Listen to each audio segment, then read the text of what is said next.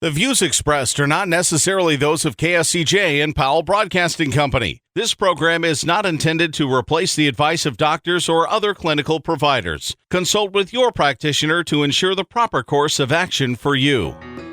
Welcome to When Things Aren't Going Well on AM 1360, FM 94.9 KSCJ. This program is dedicated to your mental health wellness and brought to you by Family Services, a United Way partner agency. Here's your host, Art Silva. Good morning, Siouxland. I'm Art Silva, and welcome to When Things Aren't Going Well. This show is dedicated to your mental wellness and how you can help yourself navigate the daily highway of life. Our show is brought to you by Family Services, a United Way partner agency serving the Siouxland community. Joining me today from Family Services is Chief Operating Officer Brenda Geisinger and licensed therapist Amy Small. Morning, Brenda. Good morning, Amy. Good morning. Give me a quick update on what you guys do at Family Services. Well, I am a clinical therapist at Family Services, and I get to talk with people daily on helping them find their voice or helping them find their happy again. Brenda? I'm behind the scenes making things happen. That's a True. big job. Yeah. She does it very well. Today it's Mother's Day weekend, and boy, I'll tell you, moms are where it's all at. You know, if you had to compare Mother's Day and Father's Day, dads don't feel bad. It's all about mom. we know that. So anyhow, Mother's Day is this weekend, and really pleased with it. So today our topic is Mother's Day and mental health awareness. And we thought we'd take a look at a tribute to the pandemic moms. This has been a tough year for everybody, but especially moms, because they run the operations of the house and family, and so much revolves around the mom. I'm going to quote the late Irma Bombeck, and she once said, "A thin line separates laughter and pain, comedy and tragedy, humor and hurt. That's a full spectrum of emotions and reactions, and you have probably experienced each one as a mom living through the pandemic. So, we feel you deserve a gift from the positive side of the thin line, and that's laughter, humor, and comedy." So we're going to talk about some of the ways that moms can celebrate themselves. And with that, let's talk about that. Mother's Day, what's the normal thing? Okay, breakfast in bed, the kids bring it up, you get breakfast in bed. No? When does that happen? Oh, okay. I don't know. Okay. So Sign me up for that, please. No. right off the bat. Okay, that's good, because right off the bat, we have different traditions. We do different things. We interpret moms differently. So don't count on it, Mom. So I think what you can do for yourself, like some ideas that you could take a look at for Mother's Day and celebrate yourself. First of all, the obvious, your kids, your children. And some of the things you can do that day with your children to celebrate them. I think sometimes it's nice just to be with them, hold hands, sit together, and reflect. How are you doing? What's going on? And just feeling that sense of peace and calmness and being together. I think it's also important to recognize moms can be anybody. Your next door neighbor, you can have that relationship, and they can be like a mom to you, maybe closer to them than you are to your biological mom.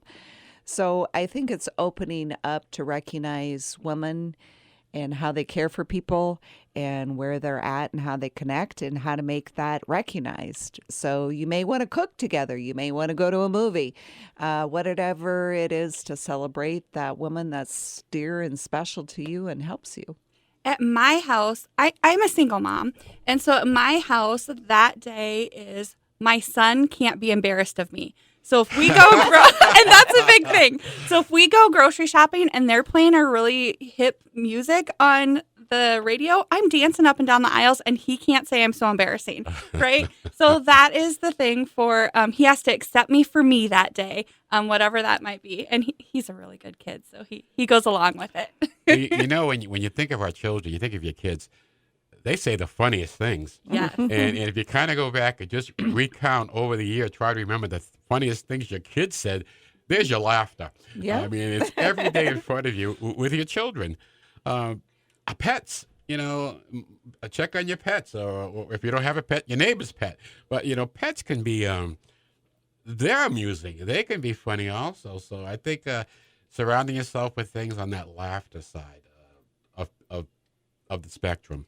I remember when my son was a few years younger, but his room was a disaster, right? You would not want to walk in there because it'd be Lego City and your feet would be killing you. So I was talking to him. I'm like, today is the day. We are going to enter this abyss and we are going to clean this up. I said, oh, this room is just giving me a headache. And he looks at me and he goes, Mom, all this talk about cleaning my room is giving me a headache. And I was like, it's all about perspective, right? All about I was looking at the mess and he was looking at the trying to take care of it. So, Brenda, I know with the kids we have, they say the darndest things. So any stories you want to share with us with some of our kids that you can share with us with some of our kids? We have some younger kids, and sometimes they can say things that just catch you off guard. And the other day, a child called someone a booger face, and I had not heard booger in a really long time. And it just got me kind of giggling because he was very, very angry. And sometimes you hear some very ugly words, and that seems so innocent. And it just brought kind of a joy to me that there is still a sense of innocence in kids. Yeah, you got the cooties. You got it. I hear you going all the way back. I love it. Kids are wonderful. What I hear people doing more, I won't call it escaping, but what I hear people doing more is going to Netflix or another streaming network and looking at comedies, binging on comedies. And I think that's really helpful. And anything you can share on that, some ways we can escape? Netflix can be super helpful, but it can also take your day away, man. When you get into you get into a good series and you're like, oh, I have to watch the next one. But I think I think there's so many different opportunities and genres on Netflix. Like my son and I, we have a fireplace in the living room. So what we'll do is we'll camp in the living room sometimes. We'll make the popcorn, we'll turn on the fireplace, we'll put the M&Ms, we'll, roast the marshmallows, pretend, right? And we're sleeping on sleeping bags in the living room with the TV on. And so we're essentially camping in the living room. So Netflix is great to do that with.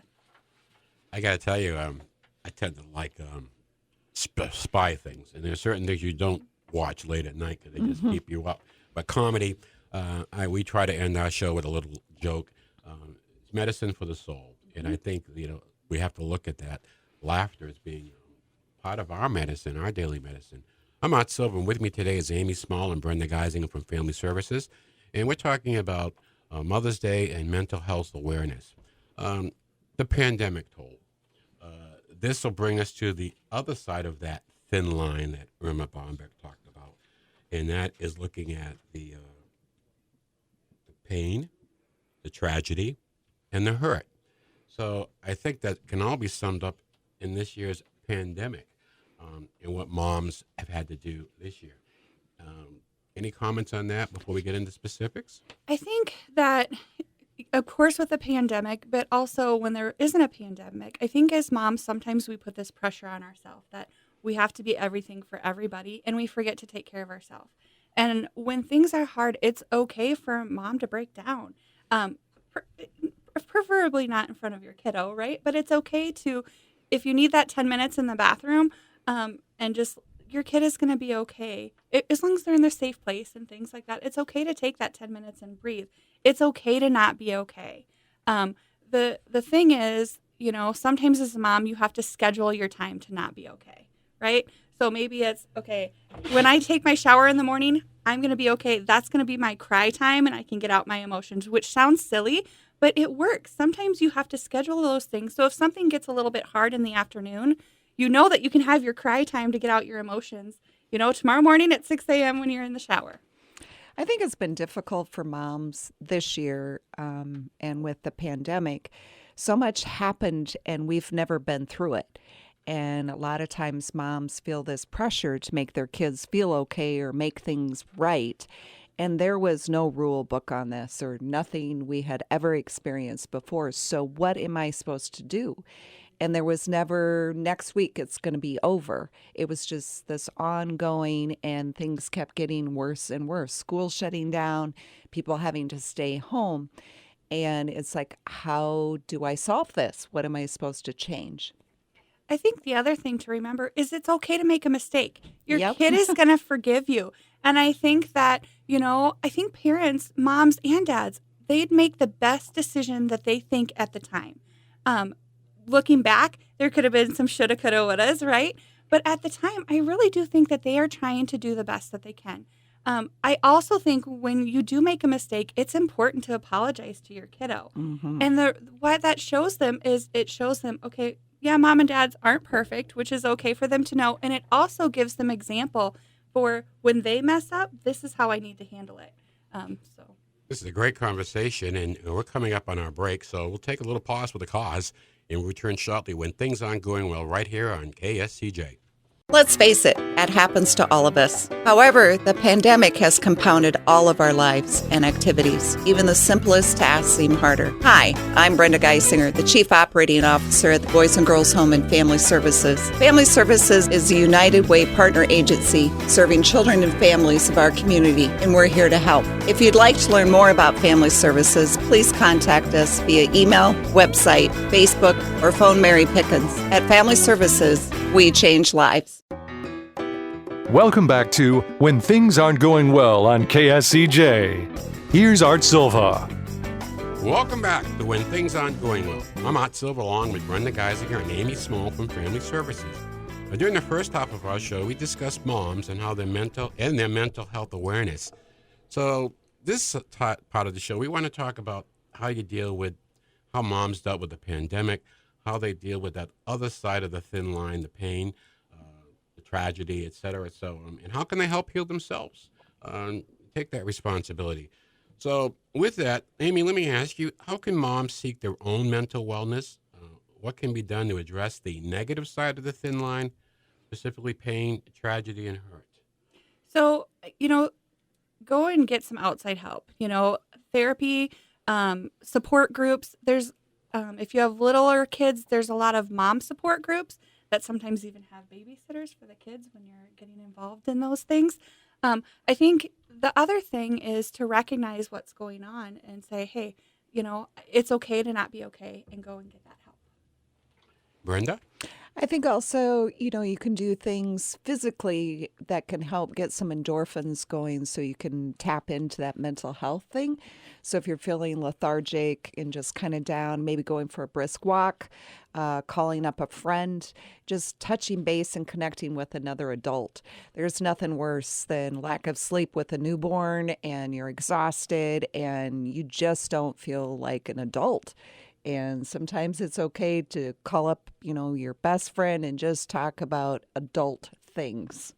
It sounds like just be kind to yourself. Put yourself in that frame of mind. You're going to be kind to yourself. Can you share any examples of coping skills that a mom can use? Yeah, absolutely. So one thing is, you might not be able to have the finances or have the time to go to a spa day, but you probably can get a cucumber, right? So cut up a cucumber, put them on your eyes, put some music on, and just take some breaths, right? Put your hair up in, the towel and just take some breaths. Another thing that I like to do, and this is when I get angry, and I do get mad sometimes, believe it or not, is I like to write down on a piece of paper. It might not even make sense, and I might be a little dramatic about it, but write it down on paper, and then I take that paper and I just rip it and tear it up into 1,000 pieces. And so it just makes me feel better because I've got it out. It's not necessarily, I haven't dumped it on anybody, so I'm not being mad at anybody, but it's out, and then I just get to be mean to it, rip it up. We're looking at Family Services in putting in a yoga program, yoga and meditation, and we're hearing more and more people are using that as a means of self-help coming in. So we'll be announcing that in the next couple of weeks. So encourage people to sign up because we're going to have limited size in our classes, and we are going to be running an elderly class. We'll be running an adolescent class, and we're going to be running a class for our staff because we walk the walk, talk the talk deal. So it's all good. I'm excited about that. We're finding more and more mind and body in yoga. And, so we're really excited about that. We'll be getting back to it very shortly. How important is mindfulness as you're trying to deal with the negative side of that thin line? I think it's becoming more and more well known, and mindfulness is a great way it can last, 30 seconds or it can last 5 or 10 minutes, however long you want it to, however long you need, let's put it that way. But mindfulness is a great way to bring you back to the present moment. So, like, I like to use the 5, 4, 3, 2, 1 grounding method. So, if my brain is going crazy, I just look around. What's 5 things that I see, 4 things that I physically feel, 3 things that I'm hearing, 2 things that I smell, and 1 thing that I taste. And it brings me back to whatever the present moment. And it stops my brain for a minute and to worry about all the chaos that's going on. That's my favorite mindfulness technique to use, but there's many. Brenda, do you practice mindfulness? I do. It's sometimes just taking 5 deep breaths. And in my head, I just take the deep breath and calm down and focus on breathing. Everybody needs to find a trick or something they can immediately go to and use it repetitively, just so they stay present and calm and know what's going on so they can make the best decisions that they can and keep enjoying life. One of the things we talked about on a previous show was being positive. And I think in this case, when you take a look at the pandemic, you have to be a realistic optimist. Yeah, things can go bad, whatever, but going down the road, whenever the women that I've worked with in my life leave work, women that had families, I always felt they were going to their second job, going home. I think moms in particular developed multitasking. These are things we've gone through our whole life with. So when things go on the downside, we got to remember that these moms, we share a lot of joy and they've supported us. But what about moms and their pain? And what do they go through? And how do they suffer through tragedy like this past year? And what do they do to get help? Is it okay to lean on other people? Absolutely. I think that's why we build support groups. And when I say support groups, I'm not meaning a professional support group. That's why you have your friends and other family members or your neighbor or whoever it is. It's absolutely important to lean on them. How about getting into exercise and routines? Are routines important? I think it adds some normalcy and kind of helps you know what's coming next so you can make adjustments if necessary, but it keeps you moving forward through the day. I think this year has been extraordinary for everyone. Mothers, fathers, but a lot of people had to take on additional roles. All of a sudden you have to be a teacher and learn how to do math again. And the new math, I'm not very good at. But, that's what the world gave me. And so my routine became, what can I learn when I'm not with my son so I can help him when I am with my son. So having a routine and knowing how to adjust that was very helpful. A couple of things that I've read up on is dealing with this dark side, and particularly grief with the COVID year. And just yesterday, I was talking with an associate, and I didn't know it, but she was describing how many people in her family have passed away from COVID. And we don't know these things, but we see it in how it affects them, when they come into that work family or whatever, they're affected by it. So, we talked about that. And one of the ideas was honor your loved one by making a photo album of memories. Any thoughts on that? Dealing with grief? Yeah, that's a great idea. It honors their memory. Another thing to do is talk about what's something I learned from the loved one that I lost and how am I going to bring their legacy along with me. So, maybe it's a grandparent that taught you how to make their rice pudding, right? So maybe you're going to teach that to your kids or things like that. And you can talk about your grandparent as you're teaching your child to make the rice pudding. I've heard another idea from a family that I think it's super awesome. They've put a whiteboard in the house, and whenever they're having like thoughts or feelings or want to connect with the person that's passed away, they write on that whiteboard, and it's like their message to the person that's passed. I thought that was pretty cool. That is. Let's. I don't want to miss new moms and the impact on new moms. Anything you want to talk about new moms and their pressure? if we look at this thin line, the laughter, of course, the joy, but, is it always a smooth transition into childhood? Oh, no. Oh no, no. I remember when my Archie was born, he had some health things, and I remember walking into the local chiropractor. I probably hadn't showered for several days, and he wouldn't stop crying. And they did wonderful magical things to him, and then all of a sudden, yay, he slept, and that was awesome. Mm-hmm. It's okay. You are killing it, even when you feel like you're not. Just hang in there. And it's okay to, even when your baby is brand new and you don't want to leave them, it's okay to leave them for an hour or two and go and do whatever you want to, even if it is just grocery shopping by yourself. It's totally fine to do that. Well, this has been a great show, and we've been celebrating moms. And Mother's Day is tomorrow, and we want to make sure and wish out to all the moms out there. We're going to end our show with our weekly joke. And here we go. This is for your mental wellness. Sunday school teacher says, tell me, Johnny, do you say prayers before eating? And Johnny says, no, ma'am. I don't have to. My mom's a good cook. So, a shout out to all the moms out there. This has been a great show. Thank you, Brenda. Thank you, Amy, for sharing your expertise with us today. And happy Mother's Day to the both of you. Also, thanks to our listening audience for joining us this morning. And a happy Mother's Day to all the moms. A shout out to Janet Fett and the Sioux City Optimist Club, and Travis Morgan, Luke Strand, and the Sioux City Muskies. Get it done. So we'll be back next Saturday morning at 7 right here on 1360 KSCJ at 94.9, 1360 AM. And our topic will be getting out of negative thinking traps. Have a great week. May the sun shine on you. Happy trails to you until we meet again. Happy trails to you. Keep smiling until then. Happy trails.